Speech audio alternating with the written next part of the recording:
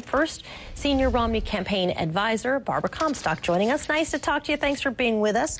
Good to be with you. Thank you. Appreciate that. People listening to both the governor and the congressman today might get the impression that they actually oppose the $700 billion cut. But in fact, the congressman's plan not only includes this cut, but instead of restoring it to the funding, he puts the same yearly cap on growth and spending per beneficiary. And unlike the president's plan, doesn't put the savings back into the system. It actually uses that money to finance deficit reduction and tax cuts. Aren't they arguing against something that actually not only do they support through the Ryan budget plan, but that virtually every Republican has voted for in 2011 and 2012?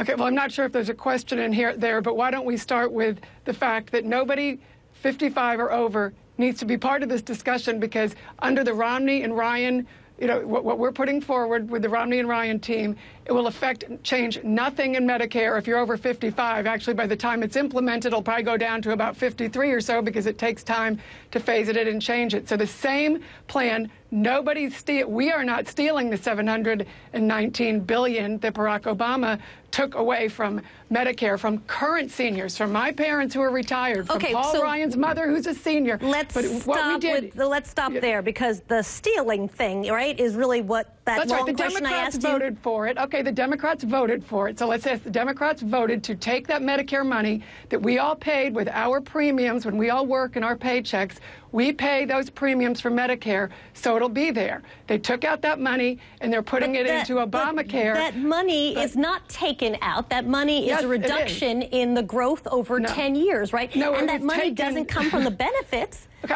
CBO said that money was taken from Medicare. But then let's go back. So no, if you're 55 and over, no impact. If you're under 55, let's talk about what's on the table now with Congress.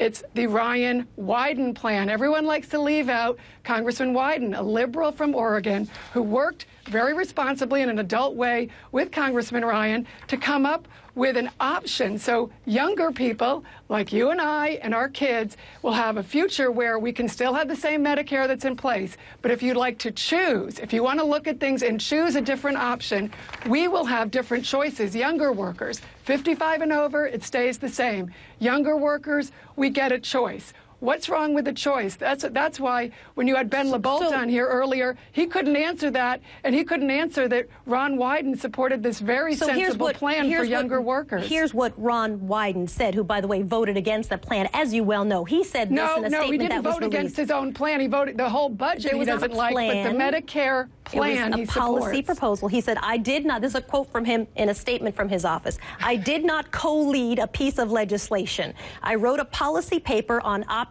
for Medicare. Several months after the paper came out, I spoke and voted against the Medicare provisions in the Ryan budget. Governor Romney needs to learn you don't protect seniors by making things up, and his comments sure won't promote real bipartisanship. I'm just reading what his office sent out today, distancing himself from what clearly you're trying to connect him to.